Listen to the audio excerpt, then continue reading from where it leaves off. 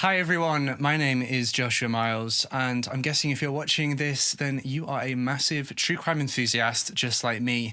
For those of you who are in the US, who are avid true crime fans, you'll probably have heard about CrimeCon. Now, CrimeCon is the world's #1 true crime event, and I am delighted to let you know that CrimeCon has made the jump across the pond and has arrived in the UK. I'm so happy to tell you that in June of 2021 in London, there will be the first ever CrimeCon UK, and I do hope that I will get to see all of your lovely faces there.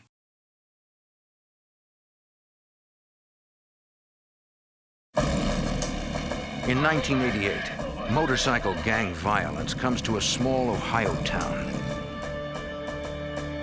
A shocking murder with no warning. When police realize a biker gang might be involved, they ask FBI organized crime experts for help. The gang appears impenetrable, but investigators are determined to get inside and find the killers.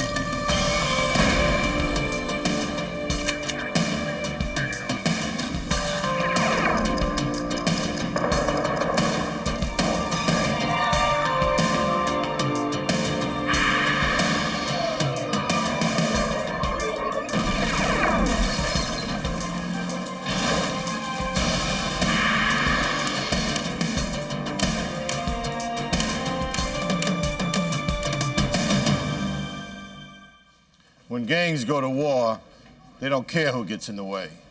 In 1988, an innocent man was gunned down near Cleveland, Ohio, a victim of a deadly initiation. I'm Jim Kallstrom, former head of the FBI's New York office. The FBI needed to infiltrate the gang's secretive and violent world. They hoped groundbreaking forensic science would help them put the killers away.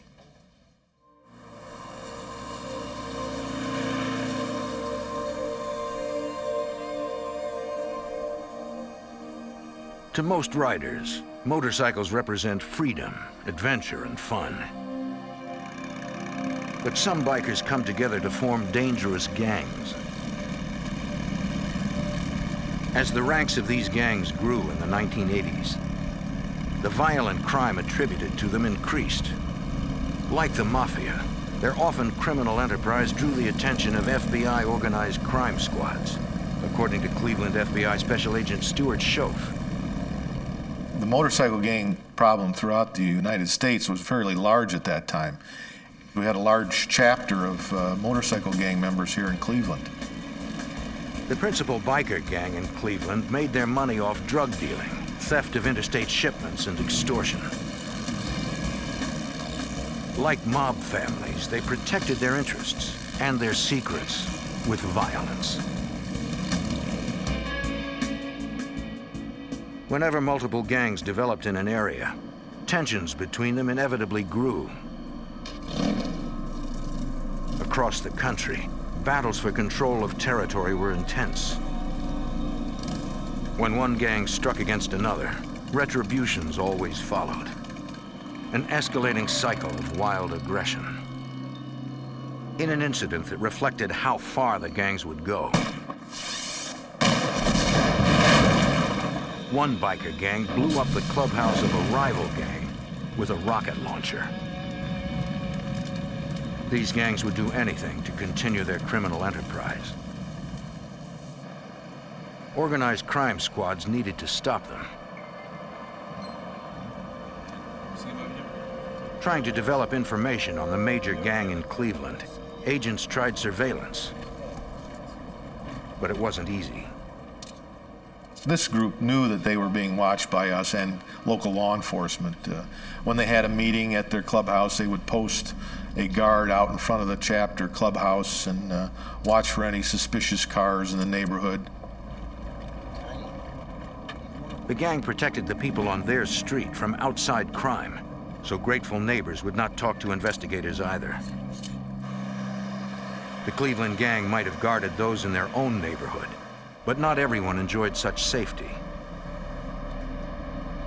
Around 10 o'clock on the evening of February 27, 1988, outside Cleveland in Perkins Township, 28-year-old store clerk David Hartlaub and a co-worker had closed the music store where they worked.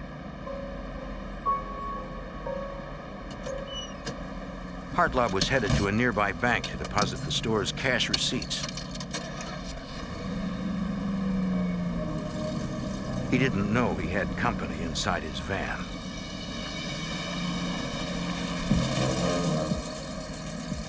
Or that he was being tailed. For security, his co-worker always followed him to the bank, which was less than a mile away.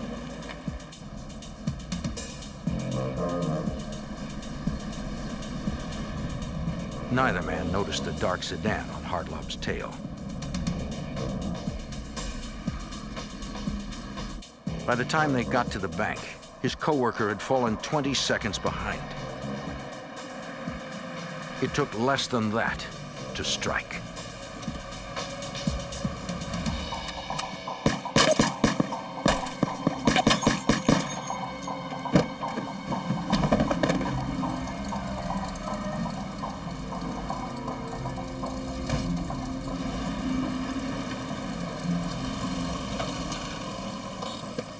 When the co-worker pulled up, he saw the van taking off.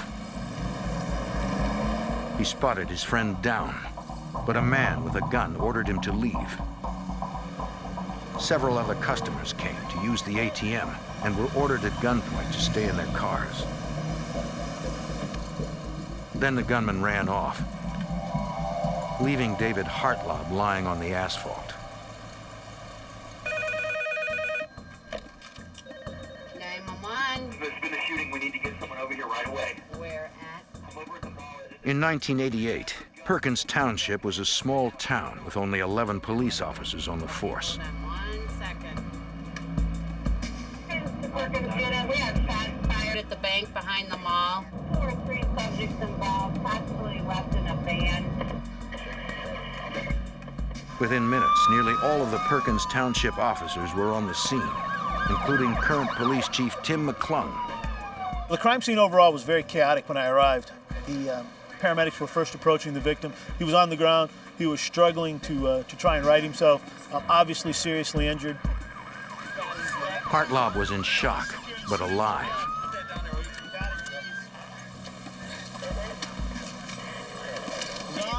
The number of entrance and exit wounds and the enormous blood loss struck the paramedics.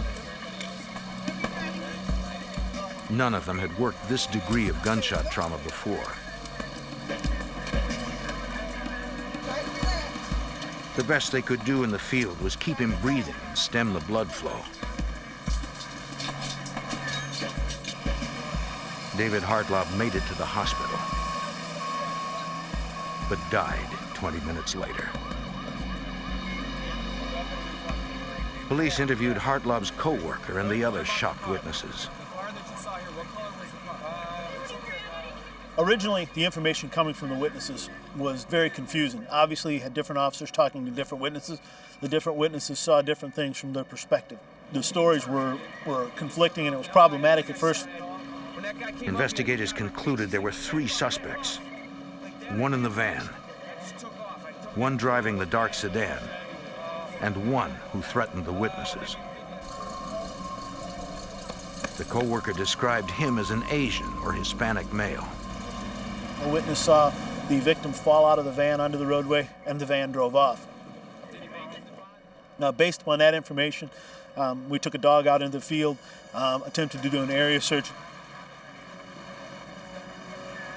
Other officers inventoried and collected the physical evidence at the bank. A set of keys determined to be for Hartlaub's music store would be checked for fingerprints. And they would send ejected shell casings to the ballistics lab. McClung's tracking dog followed a scent from the bank toward a hotel. It led about a quarter of a mile around the hotel and back into another parking area where I discovered the van. As we approached the van, I had my weapon drawn. The dog barked its signal for clear, but McClung and the backup officer had to be sure.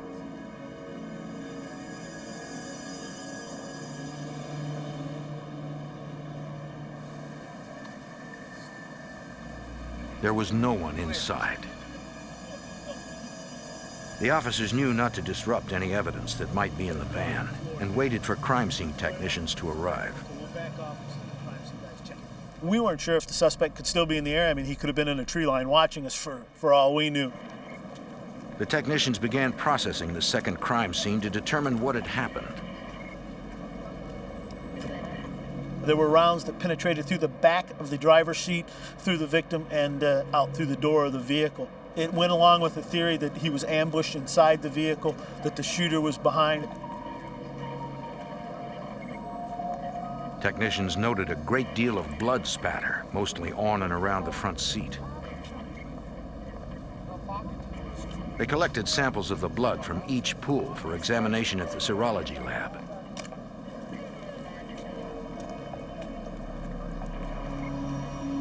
Between the seats, they found a MAC-11 semi-automatic handgun. The type of weapon we recovered led us to believe that this was not a couple of guys got together and decided to go rob somebody making a night deposit. I mean, this is not a weapon that you typically encounter on a small Midwestern town. Someone had ground off the serial number and attached a plastic bag to catch ejected shells. Police found it odd that such an evidence-conscious killer would leave the gun behind. Perhaps he panicked or was injured. The MAC-11 had also been modified with a homemade silencer. It led us to believe that the people involved were quite possibly, for lack of a better term, professional. But they weren't experts. The silencer was not aligned properly and caused each bullet to split in two, sending shrapnel flying throughout the van. We knew that he was making a bank deposit, so we were feeling that this was along the lines of a robbery. Yet inside the van, they recovered the music store's deposit bag.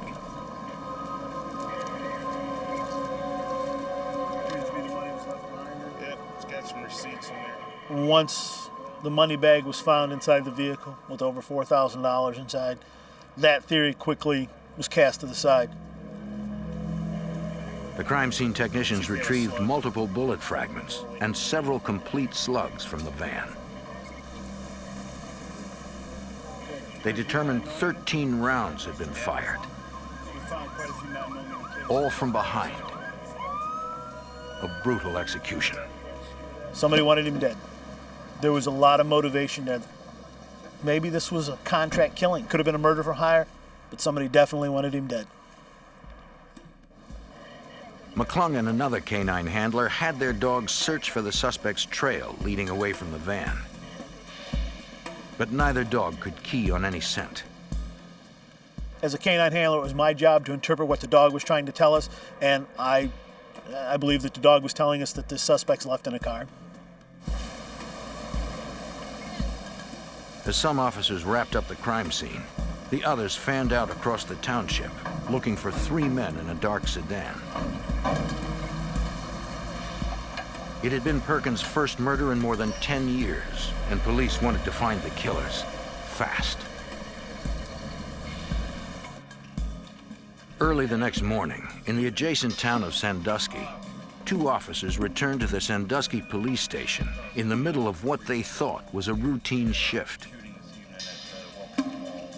When their supervisor briefed them on the murder in Perkins, the mundane suddenly became remarkable. They realized they might have seen the shooting suspects the previous night. Hours earlier, the 2 officers had pulled over a dark sedan for making an illegal right turn on red.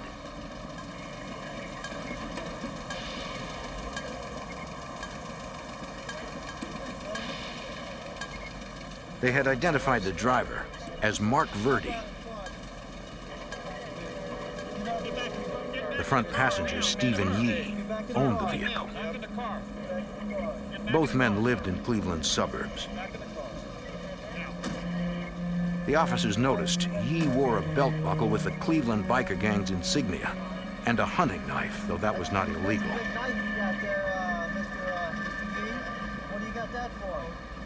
The third man was in the back seat, but at the time they had no reason to check his ID.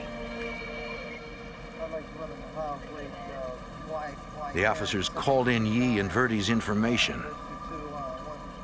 Everything was in order. Since they were unaware of the shooting, they let the 3 men go.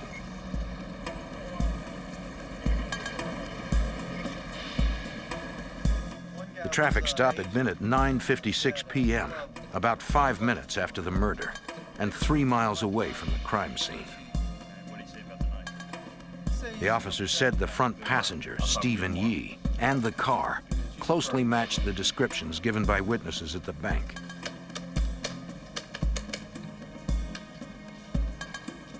Sandusky police immediately alerted their colleagues in Perkins, frustrated that the killers might have gotten away because of a technology glitch. Chief, this is Lieutenant Fiducia. At the time, the Perkins Police Department and the Sandusky Police Department, which have a bordering jurisdiction, were operating on 2 separate police frequencies. The officer had no idea that we had just had a shooting. The belt buckle was an important clue. Police knew anyone wearing the gang's insignia was almost certainly a member. The non-member caught wearing the insignia risked violent punishment or death. Investigators now had suspect names, but if the secretive gang was involved, solving the crime might be impossible. Investigating biker gangs is a unique investigation. They are very closed-mouthed. They actually, one of the gangs has a saying that 3 people can keep a secret if 2 of them are dead.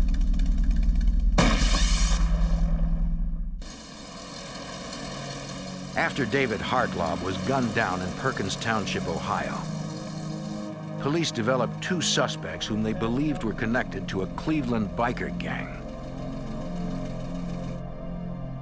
Aware that federal authorities were investigating this very gang as a suspected organized crime ring, local officers called Special Agent Charles Holloway at the FBI's Sandusky Resident Agency. Yeah. Yes. The Perkins Police Department contacted the FBI to see if we were in a position to provide them with any intelligence information on the 2 individuals who had been identified at the time of the traffic stop. Holloway knew the best source of information was Special Agent Stuart Schoaf in Cleveland, who headed the FBI's criminal biker investigation in the area. Schoaf had been trying to build a file on the Cleveland chapter of the gang. Well, it's very difficult to investigate a group like that. We worked a long time trying to get more information about them, develop intelligence information, and put together a case on them that would put these individuals away for a long time. He'd been unable to plant moles inside the secretive gang. But undercover agents had gotten close enough to learn details about its structure. Prospective members, called prospects, wore banners on their jackets listing the city the gang ran in. Full members wore jackets with complete patches they called their colors. The initiation for prospects to earn their colors had its price. The initiation has to do with some type of violent act towards either a rival motorcycle gang member or an individual that has maybe wronged one of the members. The requirement of violence was designed in part to weed out undercover law enforcement trying to infiltrate, since no law officer could commit such a crime. Through their ongoing investigation, FBI agents were able to identify many of those involved with the gang, including the 2 men ID'd in the traffic stop in Sandusky on the night of the Hartlaub murder. Special Agent Schoaf knew the passenger, Stephen Yee, was a full-fledged gang member. And the driver, Mark Verdi, was a prospect. The 3rd man was a mystery, but agents were confident he was linked to the Cleveland gang, too. Hey, last night, Investigators knew about a rival gang that had a clubhouse in Sandusky. hey, Mike, yesterday in The rivalry between the 2 gangs had been escalating and had recently moved up a notch. Agents had heard of an incident in a bar a few months earlier. The rival gangs found themselves in the same place, and each wanted control of the territory. Bikers consider their colors sacred. A member of the rival gang made off with a prize trophy, the jacket of one of the Cleveland bikers.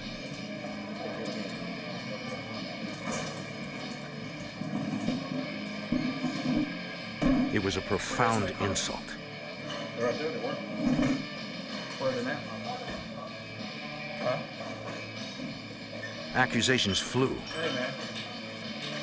Y'all seen these colors? and no one would back down. What colors? Colors was on that chair about 2 minutes ago. I don't see no colors, man. We had colors right here on this chair. Where's your buddy? No buddy. The skinny one. Man, there's two of us in here. The guy that only two of us Hey, here. man, come on. Wait, put up the chair, man. He's got a gun! Hey, hey! In the brawl, one of the Cleveland bikers was shot. Agents had developed a confidential informant associated with the gang. He told them that after the fight, he was at a party where the Cleveland gang talked about the incident. They were looking to retaliate. Shoot at us. And we do nothing. And the prospective members saw a perfect opportunity for their initiation as part of the revenge. All right, gentlemen. Investigators who had begun outlining the two gangs realized that a member of the rival group drove a van exactly like David Hartlob's. They might have gone after that gang member and made a mistake, according to Perkins Police Chief Tim McClung. The victim in the case, Mr. Hartlob, had no criminal record. And there was nothing in his background to suggest that he would have been the victim of a murder for hire. And the similarities between the vehicles led investigators to believe that it was a case of mistaken identity. That he was killed because his van matched the rival gang member's van. Second guess what they were thinking. Soon after the murder, the ranks of the Cleveland gang grew, according to Sandusky FBI Special Agent George Steinbach. We had received information from several sources that a celebration party was conducted at in the Cleveland area to celebrate two new members, at least two new members of the biker gang. This would be indicative of them being taken in as full-fledged members as a result of committing a heinous crime. Because of the strong possibility that the gang was involved, Assistant U.S. Attorney Jim Woolley and the Cleveland Area Organized Crime Strike Force came on board. There were things that needed to be done from the lawyering end, including going to judges and seeking search warrants. So as soon as it became apparent that we were looking at possibly a hit by a biker gang, the Organized Crime Strike Force was brought in to work with the FBI and the police departments to help coordinate the investigation. The strike force had a theory as to motive and the names of two of the three suspects, Stephen Yee and Mark Verdi. They needed to identify the third and find the evidence to put the killers away. In Ohio, the FBI believed a Cleveland biker gang was behind a brutal, mistaken identity assassination. They identified two suspects as Stephen Yee and Mark Verdi. The FBI kept them under loose surveillance while they continued the investigation. Special Agent Charles Holloway was trying to identify the third suspect and looked to gang expert Stuart Schoaf for help. Special Agent Schoaf provided us with background information on Yee and Verdi, and he came up with three names of either members or prospects of this motorcycle gang who he felt were most likely to have been the third person in the vehicle.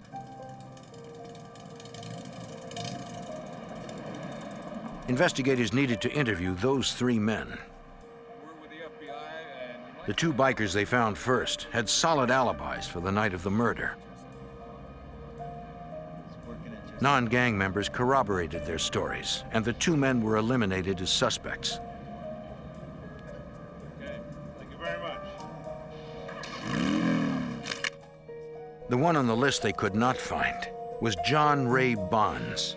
He matched the description of the man in the back seat during the traffic stop. The FBI agents in Cleveland interviewed various members of his family, and what they were told by family members was that John had gone on a 2-week vacation. It was pointed out at that time to us by his grandfather that John also now had his arm in a sling, and that John had told his grandfather and his mother that he had injured his arm at work. None of the family knew exactly where Bonds was vacationing. While the Cleveland FBI continued the search for Bonds, the nearby Eastlake Police Department turned up important information about suspect Mark Verdi, the driver during the traffic stop. Detective Bob Jackson developed the lead. A fraud investigator from a local bank contacted us telling us that, well, I have this fraud case involving Mark Verdi, where he had taken out a loan for several $1,000s, landed up using a $10,000 collateral to get the loan, and then end up stealing the remainder of the money from a good friend of his. Like most other investigators in the area, Jackson was familiar with the Hartlaub murder. He knew that Verdi was a suspect and that the FBI needed more evidence on him. So we're thinking, whoa, we really might have something here. We have a fraud case, a theft case that we can investigate, that we could put together, and just maybe we'll luck out and maybe we'll be able to help out these other agencies with this murder case. They would not risk any procedural errors, according to Assistant U.S. Attorney Jim Woolley. When you don't have the defendants or the criminals caught on videotape and people don't confess right away and you're trying to get evidence, you have to get evidence legally. You've got to use search warrants, you've got to use subpoenas, you've got to get evidence in a way that's legal so you can later use it in court. The Superior Court judge signed a warrant that allowed Eastlake Police to search Verdi's home for evidence in the fraud case. FBI agents accompanied them. Legally, they could only observe.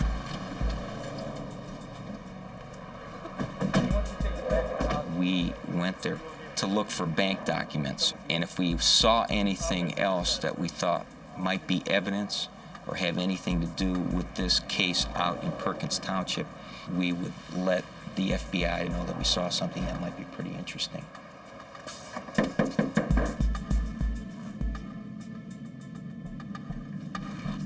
Verdi? Yes.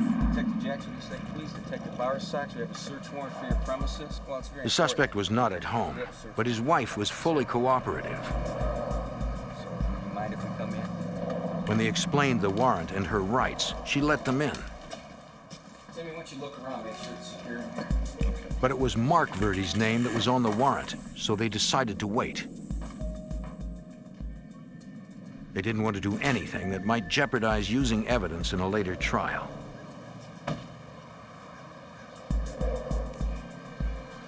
After half an hour, Mark Verdi came home.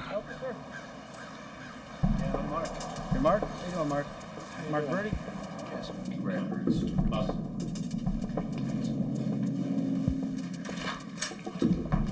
Hey, Mark, how you doing? Okay. Mark, come on. You let him in. Mark, we got a search warrant for your residence. We got some federal agents here. We got detectives from Eastlake. Yeah, He seemed unfazed by the police presence. Take a look at it. Remember that theft case? Do you remember? Take a look at it. Remember several years ago you took out that loan from the bank for about $7,000? You had a buddy of yours, gave you 10 grand as collateral. You ended up cashing it, forging the other guy's name. You remember that? He learned of the fraud case against him and that with the warrant, they could search his entire house. Ted, Chris, why don't you guys start upstairs? Jimmy, why don't you grab Kenny and go down to the basement and start looking around? I'm gonna just shout out. Okay, hey.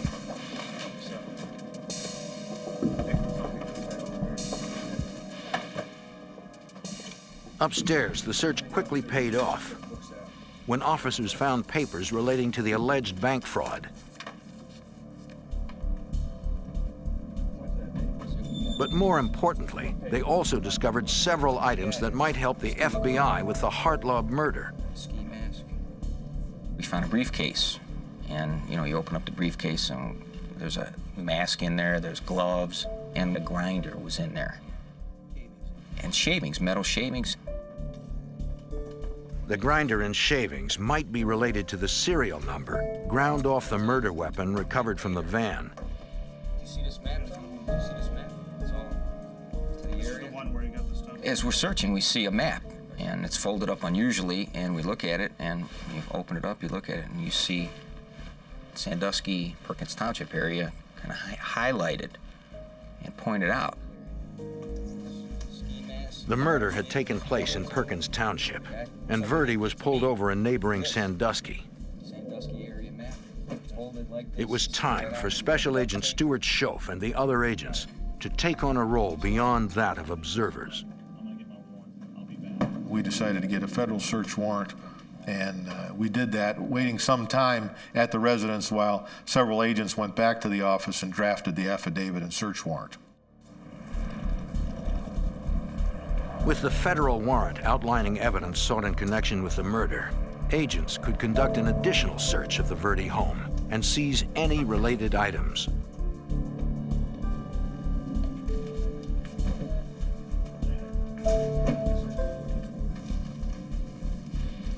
It did not take long to find more incriminating evidence, including a Mac 11 semi-automatic handgun, the same model as the murder weapon.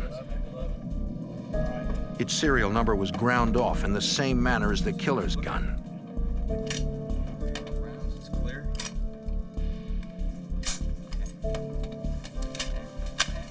And we also found a pistol in the wood bin. We found trash bags, similar to the trash bag material that was used to make a makeshift cartridge catcher on the Mac 11, which was used for the homicide. With probable cause increasing, agents secured a third warrant to search the vehicle Mark Verdi drove on the night of the murder. At the Cleveland Federal Building's garage, FBI technicians processed suspect Stephen Yee's car.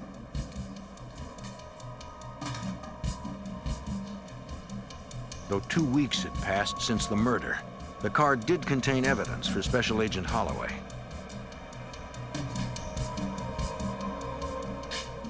During the processing, we located 2 shell casings, 9mm shell casings in the vehicle. The 9mm specification was the right caliber for use in a Mac 11. Agents sent the shells to the FBI's ballistics lab for comparison against the murder weapon. Some hairs? The technicians also recovered hair samples from the back seat of the car.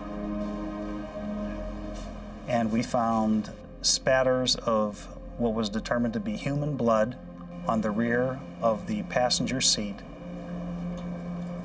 Liquefying the blood with distilled water, the technicians collected samples.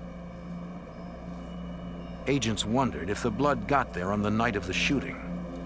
Oh, yeah. Yeah, this bag is. Testing would show it was not the same blood type as the victims. Perhaps it was the killer's. Investigators recalled that the bullets had been split by the faulty silencer, possibly injuring the shooter.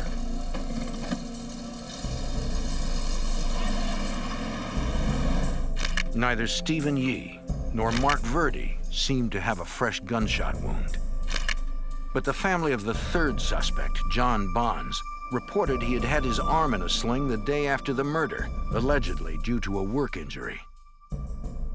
Now, you're familiar with John Ray Bond? To check the story, the FBI interviewed Bond's employer and asked about the days surrounding the murder. He advised us that John was scheduled to be at work on the night of February 27th, the night of the homicide, and had failed to appear for work as scheduled and had not been back since. There was no record of Bonds suffering any injury at work. Record there? The pieces were falling into place, but they still had no direct proof. We obtained a search warrant for hair sample, blood sample, and for John to be examined by a physician for signs of him having sustained some type of a gunshot wound. They had the warrant. Now they needed to find the suspect. Just like any other fugitive search, you would interview family, friends, continuously checking back with the employer, spot check his residence, other places that he's known to hang out, such as a clubhouse, friends, bars where he's known to hang out. And all that was done in an effort to locate John Bonds unsuccessfully. In 1988, Ohio authorities sought John Ray Bonds, who had left the area after a murder in Perkins Township. After weeks of searching for Bonds, Special Agent Charles Holloway got an important call. On March 14th, 1988, John's attorney contacted the Cleveland office of the FBI and said that John knew that the FBI was attempting to locate him and that he would present himself at the FBI office in Cleveland on March the 16th of 1988, which he did. Agents served Bonds with a warrant requiring him to give a blood sample. The doctor concluded a fresh tattoo on his arm covered a recent injury. Bonds did not know the FBI was developing innovative DNA profiling technology that might conclusively match a suspect's blood to samples from a crime scene. Agents hoped that if they did find a match, the courts would accept the new science as evidence. We had a very good circumstantial case against him based on all of the interviews that we had done. But we did not have fingerprints from John Bonds. There you go. Nothing to it. With only circumstantial evidence, prosecutors did not want arrests yet, so Bonds was released. Then, on March 22nd, an Ohio Department of Transportation cleanup crew working the highway outside Sandusky discovered the vehicle title for David Hartlob's van. Nearby, they found a handgun, a wool hat and a glove, and a box of 9mm ammunition, the caliber used in Mac 11s. Aware of the Hartlob murder, they called authorities. The placement of the items further implicated the Cleveland gang for prosecutor Jim Woolley. It happens to be a state highway that would connect Sandusky, Ohio to Cleveland, Ohio. It would be a route that someone would travel if they were driving from Sandusky on their way back to Cleveland. The suspects might have thrown the items out the window as they drove away from the crime. FBI technicians collected the evidence for analysis. Examiners at the FBI's Hairs and Fibers lab compared the evidence from the highway to evidence they already had. Fibers consistent with that glove had been located on the murder weapon. Fibers consistent with that glove had been located on a shirt which was removed from Mark Verdi's house during the March 9th search warrant. And fibers were found on the glove consistent with the carpet in David Hartlob's van. Additionally, a hair found on the glove matched a hair recovered from the back seat of the car the suspects were in on the night of the murder. At the Firearms and Tool Marks Unit, FBI examiners worked on the murder weapon, trying to find a trail to its owner. The murderers had gone to great lengths to try to make this gun not traceable, they thought, and they ground down the serial number such that you couldn't see it. But through a chemical restoration process, the FBI was able to raise up the serial number and identify the serial number, even though you couldn't see it with the naked eye. And then you could trace that gun. Checking the records of the Bureau of Alcohol, Tobacco, and Firearms, investigators found the murder weapon's registered owner. He confirmed that he used to own that Mac 11 and the one found at Verdi's house. But several months earlier, Both guns had been stolen from his car, which he had parked outside a friend's house. That friend's name was Stephen Yee. Here we have Steve Yee is stopped in a traffic stop minutes after the homicide in Sandusky, Ohio, and we can show that the murder weapon was stolen from a vehicle parked in front of his residence several months before the homicide. The circumstantial evidence against Yee, Verdi, and Bonds was building. But agents wanted something more definite before they made arrests. In April 1987, they learned of a breakthrough regarding the blood evidence in the case. FBI serology experts had determined that the blood in David Hartlub's van had actually come from two individuals, presumably the victim and an assailant.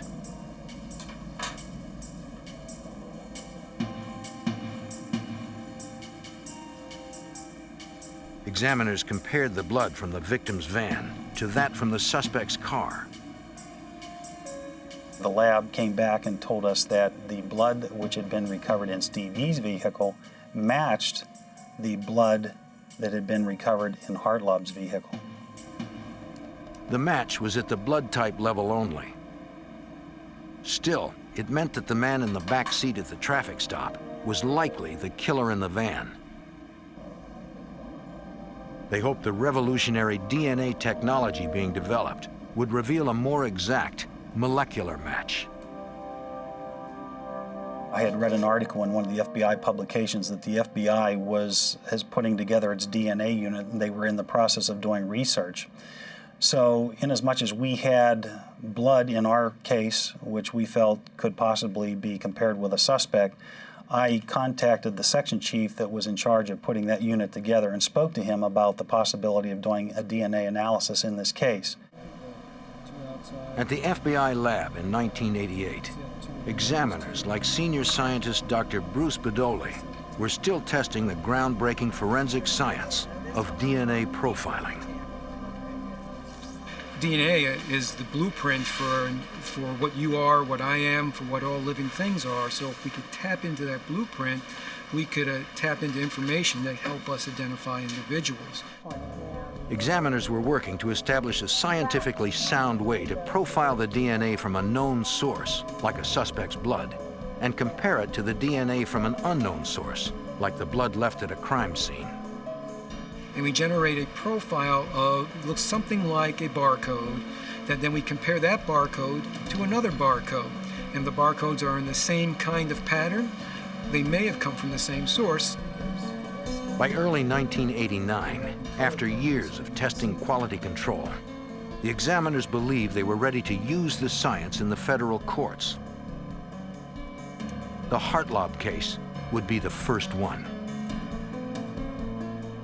Examiners profiled the DNA sequence from the blood in the van and from the blood of John Bonds. Comparing the markers of the two sequences, they made a match. Exactly the evidence Assistant U.S. Attorney Jim Woolley needed. The DNA was a critical piece of the puzzle because it provided virtually conclusive evidence that John Ray Bonds, a member of the biker gang, the third man in the backseat of the car with Steve Yee and Mark Verdi, stopped 5 minutes from the homicide, had bled inside the van. March 7th, 1989. More than a year after the murder, it was time to bring in the killers. In the hours before dawn, SWAT teams prepared for a simultaneous takedown of the three suspects. They knew it was safest to catch them while they were still asleep.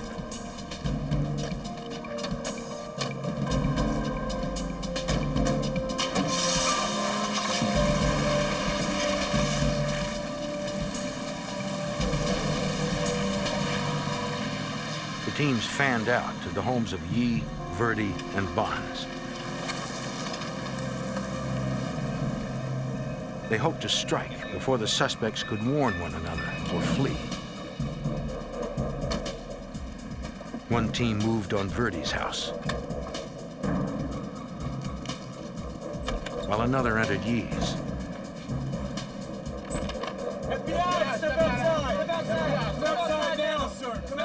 Mark Verdi was arrested without a struggle. Anybody inside? At the same time, and 20 miles away, his fellow gang member Stephen Yee was taken into custody as well. But the third suspect, John Ray Bonds, was not at home. Nor was he with known family members. The man investigators believed was a ruthless assassin was again on the run.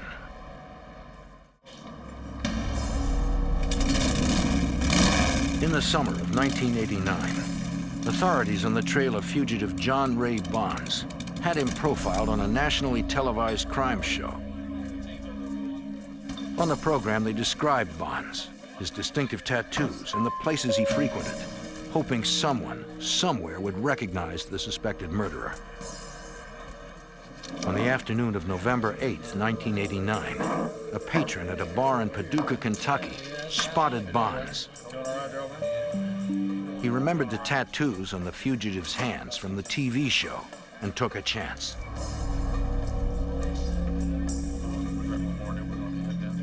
He contacted the local sheriff, who called the FBI resident agency in Paducah.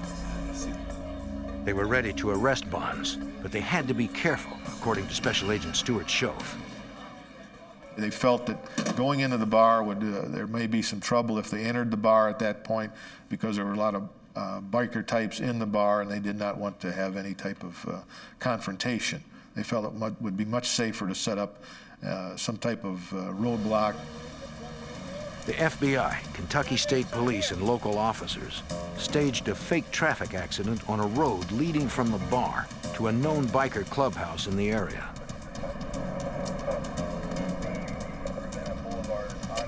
When Bonds and another gang member left the bar, agents followed.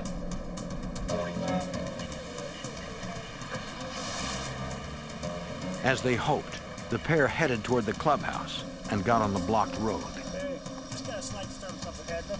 The trooper waved them forward. Don't worry about it, this big girl. And undercover police pulled in behind them. Though he didn't know it, Bonds was surrounded. Get out of the car! Get out of the car right now! Out of the car! Hands on the car!